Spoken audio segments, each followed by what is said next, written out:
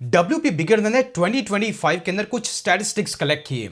उसके हिसाब से 70 करोड़ से ज्यादा ब्लॉग पोस्ट है, 500 से ज्यादा नई वेबसाइट हर दिन बनाई जा रही है। उसमें से भी 43% से ज्यादा वेबसाइट सिर्फ वर्डप्रेस को यूज करती है। और द इंटरेस्टिंग पार्ट, 22% से ज्यादा blogger every single week post करते हैं और उसमें से करीब 1% लोग ऐसे हैं जो एवरी सिंगल डे के अंदर मल्टीपल टाइम पोस्ट करते हैं। दैट मींस कि ब्लॉगिंग के अंदर बहुत सारे लोग हैं जो पैसा कमा रहे हैं या फिर अपना ब्लॉग का सेटअप कर रहे हैं। द ओनली प्रॉब्लम इज कि आपको नहीं पता या फिर मुझे नहीं पता है कि कौन कौन सी चीजें हैं या फिर मिस्टेक्स है हमें अवॉइड करनी है जब भी हम हमारा पहला ब्लॉग या फिर पहली वेबसाइट को सेटअप करते हैं। वेल, इस वीडियो के बाद मैं एक दूसरा वीडियो लिखाऊंगा जहां पे मैं आपको बताऊंगा कि 2025 में अगर आप ब्लॉग सेटअप कर रहे हैं तो आपका क्या ब्लूप्रिंट होना चाहिए, किस डायरेक्शन में आपको फोकस करना चाहिए। लेकिन इस वीडियो में हम ऐसे 10 पॉइंटर पे बात करेंगे, ऐसी मिस्टेक जिसको अगर आप अवॉइड करेंगे तो आपका ब्लॉग या फिर गूगल को जो चाहिए वो मिलेगा, तो उसके रैंकिंग, ट्रैफिक और अर्निंग के चांसेस बढ़ जाएंगे। चलिए बात करते हैं आखिरकार ये मिस्टेक्स है क्या।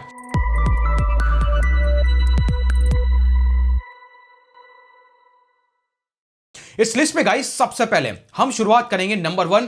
वो है कि मोस्ट ऑफ द टाइम जब भी बिगिनर अपना ब्लॉग बनाते हैं तो वो ईट पे फोकस नहीं करते हैं। ईट क्या होता है? दैट मींस कि आपके ब्लॉग की एक्सपर्टीनेस, ऑथोरिटिवनेस और ट्रस्टवर्दीनेस मैटर करती है कि आपका कंटेंट रैंक करेगा या नहीं करेगा। और ये मैं नहीं कह रहा हूं, अगर आप पर्टिकुलर गूगल के अपडेट देखोगे, अगस्त 2022 के अंदर जो हेल्पफुल कंटेंट अपडेट आया उसका प्राइमरी फोकस था एक ऐसा कंटेंट यूजर तक जाना चाहिए जिसकी ऑथोरिटी ऑलरेडी मार्केट में है। अभी आप बोलोगे हम तो नए हैं, हमारे ब्लॉग की ऑथोरिटी हम कैसे बिल्ड करें? देखिए, उसके लिए एक सॉल्यूशन है, वो ये है कि जब भी आप अपना ब्लॉग का सेटअप करें, मेक श्योर उसका ऑथर का बायो सेट हो, अपनी वेबसाइट का एक क्रेडेंशियल क्रिएट करो और आप आपके खुद के एक्सपीरियंस सेट करो। टेक एन एग्जांपल, अगर मैं mrvyasidea.com पे जाता हूं, मेरे हर एक ब्लॉग पोस्ट, या फिर अगर आप blogginghost.com पे जाएंगे, आपको हर एक ब्लॉग पोस्ट के नीचे एक सेक्शन दिखाई देगा जहां पर मेरे बारे में, मेरा जो बायो है, एग्जैक्टली मैं कौन हूं, मैं क्यों ये कंटेंट लिख रहा हूं, मेरा एक पर्टिकुलर बायो वहां पर लिस्टेड है। सिमिलर चीज आपको करनी है। If you go at the bottom, इस तरीके का बायो होना चाहिए। अगर ये इंटरनेट पे मल्टीपल कंटेंट के साथ में पब्लिश होता हुआ गूगल को दिखाई देगा और सेम बायो से जब भी कोई नया कंटेंट पब्लिश होगा तो चांसेस आर वेरी हाई कि आप उस एरिया में एक ट्रस्ट और ऑथोरिटी सेटअप करना और बिल्ड करना स्टार्ट कर देंगे। तो ईट पे आपको फोकस करना है, ये की है। Let's go to the number 2, which is over using AI content. जी हां, आज की डेट में आपने देखा होगा कि बहुत सारे लोग हैं जो एआई को यूज कर रहे हैं, बट द क्वेश्चन इज कि आखिरकार ये जितने भी लोग जो एआई को यूज कर रहे हैं वो पर्टिकुलर कंटेंट को क्यों रैंक नहीं कर पा रहे हैं या फिर गूगल ऐसे कंटेंट को क्यों थ्रो बैक कर रहा है। अगर आप पर्टिकुलर देखेंगे, यहां पर गूगल का एक अपडेट आया था अकॉर्डिंग टू 2024 अपडेट के हिसाब से। यहां पर गूगल ने बोला था कि हम जितने भी स्केल्ड कंटेंट एब्यूज हैं उनको हम अवॉइड करेंगे रैंक करना। और स्केल्ड कंटेंट आया था बिकॉज ऑफ एआई। एआई की वजह से मार्केट में जितना भी कंटेंट आया, बस यही वो रीजन था जिसकी वजह से गूगल ने पेनलाइज करना स्टार्ट कर दिया।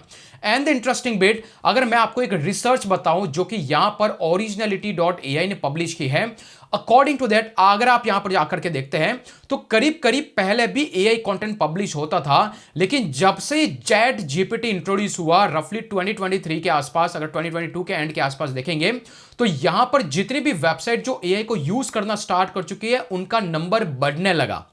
एंड इवन यहां पर जो डिटेक्शन हुआ गूगल के द्वारा, जो मार्च 2024 अपडेट के अंदर आप देखोगे तो यहां से गूगल ने इसको डिटेक्ट करना चालू किया और ऑटोमेटिकली नंबर इंक्रीज होकर पहुंच गया 19% के आसपास। दैट मींस कि इंटरनेट पे जो भी कंटेंट क्राउल किया गया गूगल के द्वारा या फिर उस कंटेंट अपडेट के बाद में जो क्राउल किया गया, उसमें गूगल ने पाया कि रफली 19 से 20% तो ऐसा कंटेंट है जो कंप्लीटली एआई से लिखा गया है। दैट मींस कि इस मार्च कोर अपडेट के बाद में आपने देखा होगा मेरा खुद का ब्लॉग डाउन हुआ, बहुत सालों का ब्लॉग डाउन हुआ। इसका सबसे मेजर रीजन था गूगल का वो कोर रोल अपडेट जिसने स्केल्ड कंटेंट अब्यूज को डिटेक्ट किया और उसके बाद उसको डी रैंक करना स्टार्ट किया। तो इससे यहां पर अगर आप और देखेंगे तो अंटिल 2024 में जब ये रोल आउट हुआ, इसके बाद भी बहुत सारी वेबसाइट टॉप 10 के अंदर, टॉप 5 के अंदर रैंक कर रही थी। लेकिन आज का स्टैटिस्टिक्स बोलता है अप्रैल मंथ के अंदर most of the AI detected content website है वो 8th, 9th और 10th पोजीशन पे है, ना कि टॉप रैंकिंग पेजेस के अंदर। विच मींस कि गूगल एआई को इजीली डिटेक्ट कर पा रहा है। तो आपको करना क्या होगा? जी हां, आपको करना होगा कि आप एआई को एज ए असिस्टेंट की तरह यूज करें, ना कि उसका एज इस कंटेंट कॉपी पेस्ट करके आपके ब्लॉग पोस्ट में चिपका दें। अगर आप किसी एआई कंटेंट को ह्यूमनाइज करना चाहते हैं तो उस केस के अंदर मैंने एक डिटेल वीडियो बनाया था, जिसका लिंक मैं डिस्क्रिप्शन में दे दूंगा, कैसे किसी एआई से आप कंटेंट लिखवा सकते हैं और उस कंटेंट को कंप्लीटली ह्यूमन रिटन वे में आप कन्वर्ट करके गूगल के टॉप पेजेस तक पहुंच सकते हैं। तो बस यही टेक्निक आपको यूज करनी है, ना कि एज इज कॉपी पेस्ट। तो ओवर एआई कंटेंट आपको एज इज कंटेंट को पब्लिश नहीं करना है अगर आप नया ब्लॉग बना रहे हैं, अदरवाइज आपकी साइट कभी रैंक नहीं करेगी और अगर आप कुछ हद तक पहुंच भी जाओगे तो टॉप 10 के नीचे बॉटम रैंकिंग पेजेस पर रहोगे, टॉप पे आकर बॉटम में। तो ये मिस्टेक नहीं करनी है। Let's go to mistake number 3, which is कि हम most of the times focus करते हैं कि हम कहीं ना कहीं हाई सर्च वॉल्यूम कीवर्ड पे फोकस करें। मैं रिसेंटली एचरैप की एक स्टडी देख रहा था and according to that study उन्होंने फिगर आउट किया कि अगर आप ऐसा कीवर्ड ढूंढते हैं जिसका सर्च वॉल्यूम 1000 से ज्यादा है, अगर किसी कीवर्ड का सर्च वॉल्यूम 1000 से ज्यादा है तो उसका कंपटीशन लेवल 5 टाइम्स हार्डर हो गया है as compare to before, which means कि बहुत सारी वेबसाइट है जो ऐसे कीवर्ड को टारगेट कर रही है जिनका सर्च वॉल्यूम 1000 से ज्यादा है। तो आपको इंश्योर करना है कि आप जो भी कंटेंट पब्लिश करें उसमें आप सर्च वॉल्यूम मिनिमम देखें, लेकिन यूजर के इंटेंट पे फोकस करें। टेक एन एग्जांपल, अगर मैं यहां पे देखता हूं स्टार्ट अ ब्लॉग, अगर आप स्टार्ट अ ब्लॉग पे कोई प्रोडक्ट का रिव्यू गाइड लिख लेंगे तो आपका कभी कंटेंट रैंक नहीं करेगा, लेकिन हाउ टू टाइप का कंटेंट लिखोगे तो आप रैंक करने के चांसेस ज्यादा हैं। बट ये कहलाता है एक स्मॉल कीवर्ड, लेकिन अगर आप इसको टारगेट करेंगे तो आपको दिखेगा कि हजारों में लाखों में सर्च वॉल्यूम है। आपको ये नहीं करना है, आपको कुछ इस तरीके का लॉन्ग टेल कीवर्ड बनाना है, how to start a blog for free and make money, या फिर इसको और कस्टमाइज करना है। तो जितना लॉन्ग टेल कीवर्ड होगा उस कीवर्ड का सर्च वॉल्यूम अंडर 1000 होगा तो आपके रैंकिंग के चांसेस है। तो आपके सर्च रिसर्च, कीवर्ड रिसर्च के अंदर आपको यह टेक्निक यूज करनी है। अगर आपको नहीं पता कीवर्ड रिसर्च कैसे करना है, हमारी पूरी प्लेलिस्ट है, उसका लिंक भी मैं डिस्क्रिप्शन में दे दूंगा। बट यह मिस्टेक आपको नहीं करनी है कि आप हाई सर्च वॉल्यूम को टारगेट करना स्टार्ट करें। Let's go to number 4, which is highly scattered content. इसका मतलब क्या होता है, हम लोग क्या करते हैं, जैसे ये मेरी वेबसाइट है, अभी यहां पर मैं ब्लॉगिंग का कंटेंट बना रहा हूं तो हर बार मैं एक नया कीवर्ड ढूंढता हूं और इस पर्टिकुलर कीवर्ड पे मैं कंटेंट लिखना चालू करता हूं तो ये कंटेंट हो जाता है स्कैटर्ड। कभी मैं ब्लॉगिंग पे लिख रहा हूं, कभी मैं एफिलिएट मार्केटिंग पे लिख रहा हूं, कभी मैं यूट्यूब पे लिख रहा हूं, तो ये होता है स्कैटर्ड कंटेंट। अगर आप ऐसा स्कैटर्ड कंटेंट बनाएंगे तो आपकी साइट के रैंक होने के चांसेस बहुत कम है। इसकी बजाय आपको एक साइलो स्ट्रक्चर के टेक्निक को यूज करना है। टेक एन एग्जांपल, अगर आप इस ब्लॉगिंग वर्ड्स पे आएंगे, यहां पर मैंने कंटेंट लिखा स्टार्ट अ ब्लॉग। ये मेरी साइट का एक पिलर ब्लॉग पोस्ट है जहां पर 15,000 से वर्ड ज्यादा इंक्लूडेड है। अगर आप इस कंटेंट के मिडिल में जाके देखेंगे आपको नजर आएगा यहां पर मैंने क्या कर रखा है, मेरी वेबसाइट के अलग अलग ब्लॉग पोस्ट, चाहे वो एसईओ का हो, चाहे वो होस्टिंग से रिलेटेड हो, चाहे वो डोमेन सेटर हो, चाहे ब्लॉगर क्या है उससे रिलेटेड हो, तो मैंने मेरे ही अलग अलग ब्लॉग पोस्ट जो सेम टॉपिक के अराउंड है उसके अराउंड मैंने कंटेंट लिखा और सबको एक पिलर पोस्ट के साथ कनेक्ट कर दिया। तो पिलर पोस्ट आपका रैंक होने के ज्यादा चांसेस हैं और अल्टीमेटली अगर ये रैंक होगा तो इसके थ्रू जितनी भी बैकलिंक्स जा रही है तो दूसरे पोस्ट भी रैंक होंगे, यूजर भी यहां से नेविगेट करेंगे। और अगर आप ये टेक्निक यूज करते हैं तो आपके चांसेस ऑफ रैंकिंग ज्यादा है। तो आपको स्कैटर्ड कंटेंट को बनाना नहीं है, आपको इंश्योर करना है कि एक ऐसा आर्टिकल बनाओ उसके अराउंड आप 10 से 15 अलग अलग ब्लॉग पोस्ट पब्लिश कर सको और वो सारे के सारे एक मेजर ब्लॉग पोस्ट के साथ में लिंक हो। इससे आपकी वेबसाइट पे ट्रॉपिकल लिंक या फिर ऑथोरिटी भी जनरेट होती है। जी हां, ट्रॉपिकल ऑथोरिटी वही होती है जहां पर आप एग्जैक्टली आपकी वेबसाइट को एक पर्टिकुलर नीश के अंदर, ट्रॉपिकल क्या होता है, एक पर्टिकुलर मानसून है, सीजन होता है, राइट, कि भाई ये ट्रॉपिकल रीजन है, यहां पर इस तरीके का ही वेदर रहेगा, इस तरीके के पेड़ उगेंगे। वैसा ही आपको आपके ब्लॉग को एक ट्रॉपिकल ऑथोरिटी देना है। उसके अंदर आपको इंश्योर करना है कि आपकी वेबसाइट एक पर्टिकुलर एरिया या फिर नीश के हर एक टॉपिक में डीप डाइव करके लिखती हो, लेकिन सब कुछ कनेक्ट हो रहा है ऊपर के पिलर पोस्ट। आप ऐसे 10 पिलर पोस्ट बना सकते हो और हर पिलर पोस्ट के नीचे के 10 और 15 ब्लॉग पोस्ट बना सकते हैं। ऐसे अगर आपके कंटेंट को आप स्कैटर्ड वे में नहीं रख करके कंप्लीट स्केलेटल मॉडल बनाएंगे तो यहां पर रैंकिंग के ज्यादा चांसेस हैं। तो ये इंश्योर करना है जब भी आप एक नया ब्लॉग पोस्ट बनाएं। Let's go to number 5, which is core web vital issue. जी हाँ, इसको अगर आप इग्नोर करेंगे आपकी साइट रैंक करना बंद कर देगी। 2020 में आपने देखा था गूगल ने कोर वेब वाइटल पे बहुत ज्यादा फोकस करना स्टार्ट किया था। अभी कोर वेब वाइटल क्या होता है, जैसे आपकी वेबसाइट होती है उसकी जो लोडिंग स्पीड होती है that's known as a core web vital, right. और ये जो लोडिंग स्पीड होती है गाइस वो मैटर करती है कि आपका कंटेंट रैंक करेगा या नहीं करेगा, क्योंकि ये अभी एक प्रॉपर रैंकिंग सिग्नल ऐड हो चुका है। अगर आप यहां पे देखेंगे तो ये अलग अलग क्राइटेरिया होता है, जैसे लार्ज कंटेंट पेंटफुल, जब भी आपकी वेबसाइट लोड होती है तो उसकी फर्स्ट इमेज को लोड होने में कितना टाइम लगता है, that's known as a एलसीपी।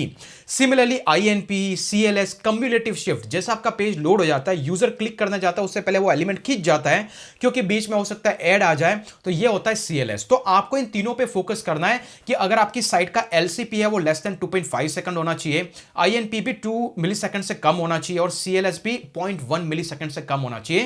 That means कि आपकी वेबसाइट फास्ट लोड होनी चाहिए, उस पे इमेजेस ऑप्टिमाइज होनी चाहिए, उसकी थीम प्रॉपर्ली ऑप्टिमाइज होनी चाहिए। अगर ये प्रॉपर्ली है तो आपकी साइट का ये जो कोर वेब वाइटल के इश्यूज फिक्स हो जाएंगे। और उसमें कोई ना कोई चीज सबसे ज्यादा इंपॉर्टेंट और मैटर करती है। अगर आपकी साइट वर्डप्रेस में है तो वो है एक वेल अफोर्डेबल होस्टिंग। अगर आपने कोई वीक होस्टिंग को यूज किया तो आपकी साइट कुछ भी आप ऑप्टिमाइज कर दो वो इतनी फास्टर वे में लोड नहीं होगी। और उसी पर्टिकुलर होस्टिंग पे ऑप्टिमाइज थीम आपको यूज करना है, सारे पैरामीटर।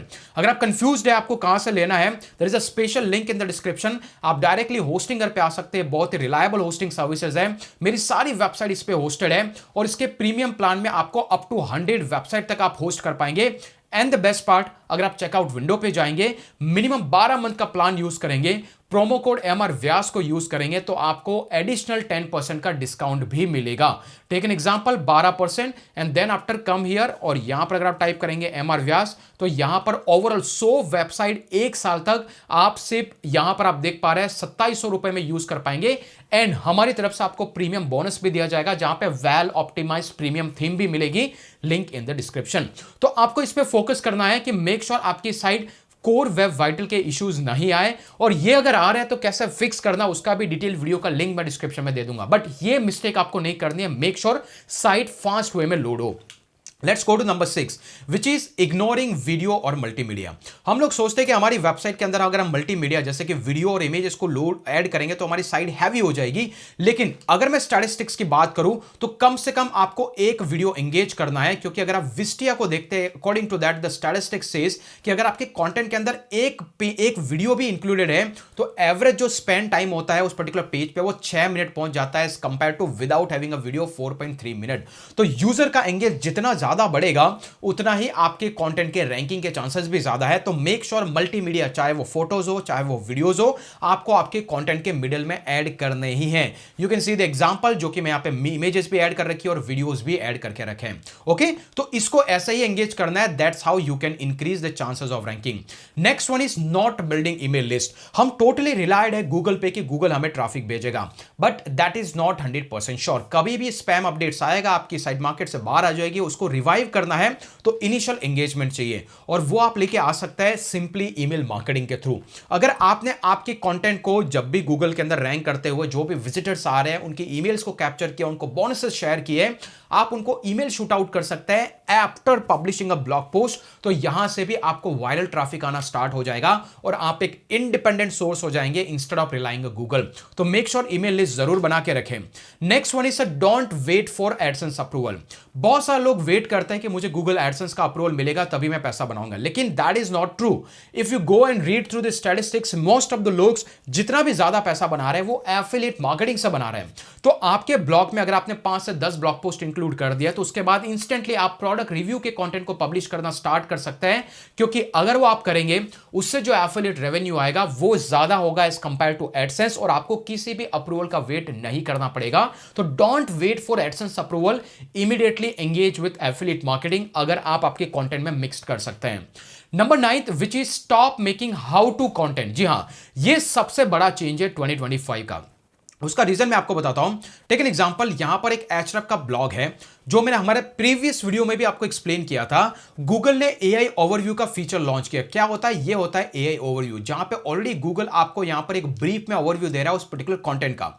इसकी वजह से ये जो क्लिक ऑर्गेनिक ट्रैफिक पे आ रहे थे, ऑर्गेनिक वेबसाइट्स पे आ रहे थे, उनमें 34% से ज्यादा क्लिक्स ड्रॉप हो गए, क्योंकि यहां पे रीड करने के बाद यूजर या तो इसको क्लिक करके चले जाते हैं और इस पे उसकी प्रोबेबिलिटी बहुत ही कम हो चुकी है। और ये जो एआई ओवरव्यू का जो स्टैटिस्टिक्स बोलता है, अकॉर्डिंग टू दिस डेटा, करीब करीब 99% से ज्यादा कीवर्ड जो इंफॉर्मेटिव कीवर्ड है वहां पर एआई ओवरव्यू दिख रहा है। और जैसा कि मैंने कहा, अगर एआई ओवरव्यू दिख रहा है तो the chances are very high कि वहां पर जो भी बंदा आएगा, आपने इंफॉर्मेटिव कंटेंट लिखा है, हाउ टू टाइप का कंटेंट देख रहे हो आप, ये भी इंफॉर्मेटिव है, तो इसमें एआई ओवरव्यू दिखा तो यहां पर क्लिक्स ड्रॉप हो जाएंगे, तो नीचे वालों को तो और भी कुछ भी नहीं मिलेगा। तो अगर यहां पे क्लिक्स ड्रॉप हो गए तो आप हाउ टू टाइप के कंटेंट को अवॉइड करो, क्योंकि ज्यादातर ये ट्रैफिक या तो एआई टूल्स के अंदर स्विच हो गया है, जैसे कि चैट जीपीटी, जेमिनाई, परप्लेक्सिटी, या फिर यही सारा ट्रैफिक ये एआई ओवरव्यूज ने कैप्चर कर लिया, तो नीचे बहुत ही कम ट्रैफिक आ रहा है। तो उस केस में अगर आप ऑर्गेनिक ट्रैफिक ग्रैब करना चाहते हैं तो आपको हाउ टू कंटेंट को अवॉइड करना है और मेक श्योर करना है आप या तो प्रोडक्ट के रिव्यूज लिखें, टूल्स के बारे में रिव्यूज लिखें, अपने ओपिनियन शेयर करें, या फिर टॉप 10 और इस तरीके की लिस्ट को पब्लिश करें।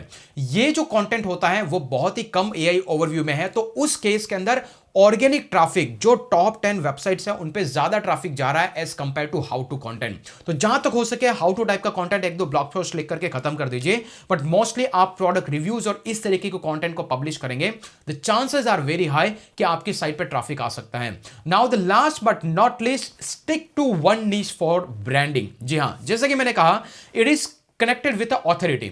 अगर आप एक पर्टिकुलर ब्रांड के साथ में अटैच्ड रहेंगे तो आपके चांसेस ज्यादा है कि आपकी वेबसाइट टॉप 10 तक पहुंचेगी। दैट मीन्स कि टेक एन एग्जांपल, अगर आपने सिर्फ और सिर्फ गार्डनिंग के अराउंड अपना ब्लॉग बनाया तो उसमें होम और इंप्रूवमेंट के एरिया को इंक्लूड ना करें, कोर फोकस करें गार्डनिंग पे, and that is how you will make more ranking chances and more money, अगर आप इस पर्टिकुलर एजेंडा पे स्टिक रहते हैं। तो ये 10 ऐसे पॉइंटर है, ऐसे मिस्टेक है आपको नहीं करनी है।